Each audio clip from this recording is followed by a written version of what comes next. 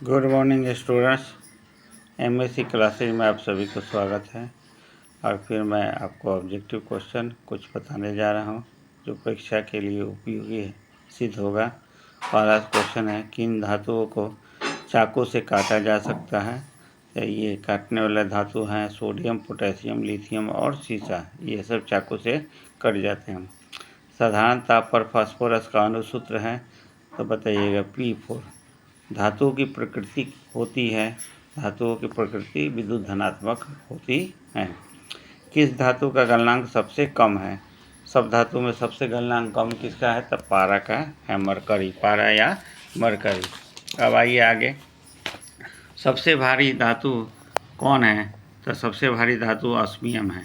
कमरे के ताप पर द्रव अवस्था में रहने वाला धातु है मरकरी या पारा, Hg इसका संकेत है।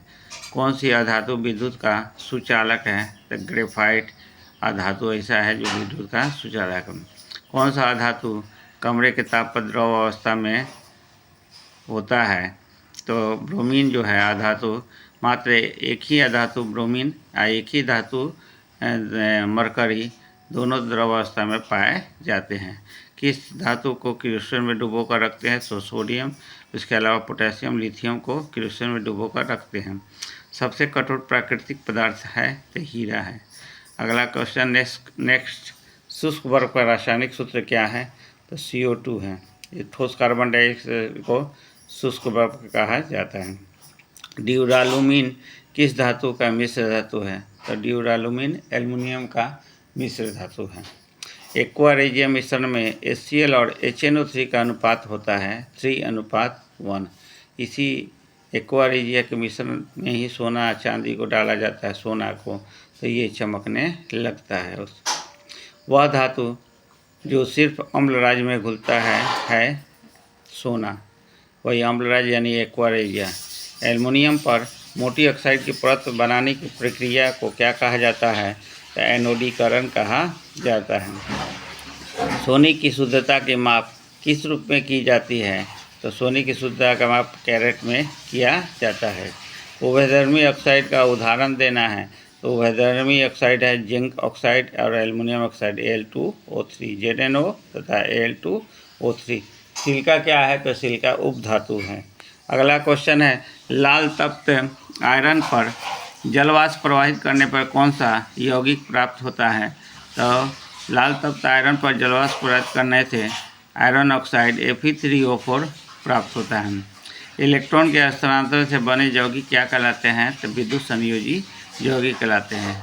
और साझा इलेक्ट्रॉन के साझा के द्वारा बने यौगिक क्या कहलाते हैं, तो सहसंयोजी यौगिक कहते हैं। विद्युत अपघटन में इलेक्ट्रॉन मुक्त होता है एनोड पर, है ना। अगला है, विद्युत अपघटनी परिष्करण में अशुद्ध धातु को बनाया जाता है एनोड। क्लोरीन परमाणु के बाह्यतम कोश में इलेक्ट्रॉनों की संख्या होती है 7, क्योंकि क्लोरीन के परमाणु संख्या 17 होता है। तो पहला कोश में 2, दूसरा कोश में 8, तीसरा कोश में 7। सोडियम के परमाणु संख्या है 11। सोना की परमाणु संख्या है 79, है ना, 79। कैल्शियम के परमाणु संख्या क्या है, तो 20 है। सोडियम फॉस्फेट का अणुसूत्र होता है Na3PO4। लोहा की परमाणु संख्या है कितनी है, तो 26 है। ऑक्सीजन की संयोजकता है 2 है, क्योंकि ऑक्सीजन की परमाणु संख्या, है ना, 8 होता है। तो पहला कक्षा में 2 और दूसरा कक्षा में 6, तो 2 इलेक्ट्रॉन की आवश्यकता होती है जिससे वो बंधन बना सकता है, इसलिए इसकी संयोजकता 2 है। गंधक की परमाणु संख्या है 16। अगला क्वेश्चन, अब इसके बाद अब अगला क्वेश्चन अगले क्लास में आप लोगों को बताया जाएगा, है ना। आप इसे यह अवश्य याद करें और अच्छे मार्क्स से उत्तीर्ण हो। 80% 90% से कम मार्क्स न लाएं। धन्यवाद।